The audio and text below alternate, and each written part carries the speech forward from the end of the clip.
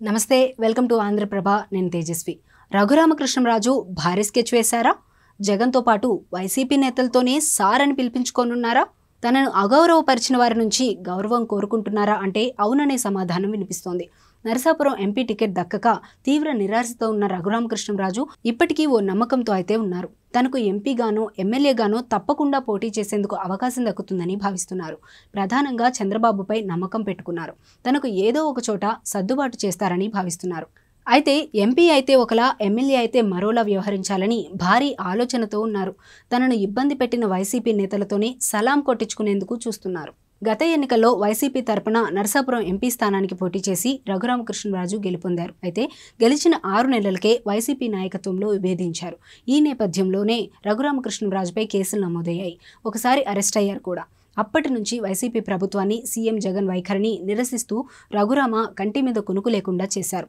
YCP సైతం ఆయనపై అనర్హత వేటు వేయాలని ప్రయత్నించింది కానీ అవేవీ వర్కౌట్ కాలేదు కేంద్ర పెద్దలు అడ్డుకున్నట్లు తెలిసింది అయితే ఇన్నాళ్ళు ఆయన బీజేపీ నాయకత్వాన్ని అనుసరించారు కానీ ఎన్నికల ముందు రఘురామకు షాక్ తగిలింది ఆయనకు నరసాపురం ఎంపీ సీటు బీజేపీ ప్రకటించలేదు మరో నేత భూపతిరాజు శ్రీనివాస్ వర్మ పేరును ఖరారు చేసింది అయితే తనకు టికెట్ రాకుండా చేయడంలో జగన్ విజయం సాధించారని స్వయంగా రఘురామకృష్ణరాజు ప్రకటించారు బీజేపీలోని ప్రో వైసీపీ నేతలతో జగన్ అనుకున్నది సాధించగలిగారని రఘురామ చెప్పుకొచ్చారు అయినా సరే తాను ఎన్నికల్లో పోటీ చేయడం ఖాయమని తేల్చి చెప్పారు ప్రస్తుతం చంద్రబాబు రఘురామకు సీటు సర్దుబాటు చేసే పనిలో ఉన్నారు నరసాపురం పార్లమెంటు స్థానం పరిధిలోని ఉండి అసెంబ్లీ సీటును కేటాయించేందుకు కసరత్తు చేస్తున్నారు రఘురామ కోసం ఏలూరు పార్లమెంటు సీటును విడిచిపెట్టేందుకు చంద్రబాబు సిద్ధపడ్డారు దాని స్థానంలో నరసాపురం రఘురామకు విడిచిపెట్టాలని బీజేపీ నాయకత్వాన్ని కోరారు అయితే ఆ ప్రతిపాదనను కేంద్ర పెద్దలు తిరస్కరించడంతో చంద్రబాబు పునరాలోచనలో పడ్డారు అందుకే ఉండి నియోజకవర్గాన్ని ఆఫర్ చేసినట్లు తెలుస్తోంది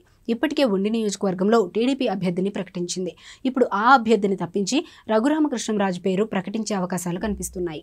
అయితే ఆలు లేదు చూలు లేదు కొడుకు పేరు సోమలింగం అన్నట్టు ఇంకా రఘురామకృష్ణరాజుకు టికెట్ ప్రకటించలేదు ఎన్నికల్లో పోటీ చేసి ఎమ్మెల్యేగా గెలవలేదు టీడీపీ ప్రభుత్వం అధికారంలోకి రాలేదు కానీ రఘురామ మాత్రం భారీ ప్లాన్తో ఉన్నారు తనకు స్పీకర్ పదవి చేయాలని ఉందని తన మనసులో ఉన్న మాటను బయటపెట్టారు అయితే రఘురామ స్పీకర్ ఆలోచన వైసీపీ కోసమేనని టాక్ జగన్తో పాటు వైసీపీ నేతలు ఏ రేంజ్లో తనపై విరుచుకుపడ్డారో రఘురామరాజుకు తెలుసు అందుకే వారందరితో అధ్యక్ష అని పిలిపించుకునేందుకు రఘురామ తహతహలాడుతున్నారు జగన్ ముందు తాను తల ఎత్తుకొని తిరగాలంటే స్పీకర్ పదవి చేపట్టాలని రఘురామ భావిస్తున్నారు అయితే రఘురామ ఆలోచన అయితే బాగుంది కానీ పదవి పొందడంలో ఎంతవరకు సక్సెస్ అవుతారో చూడాలి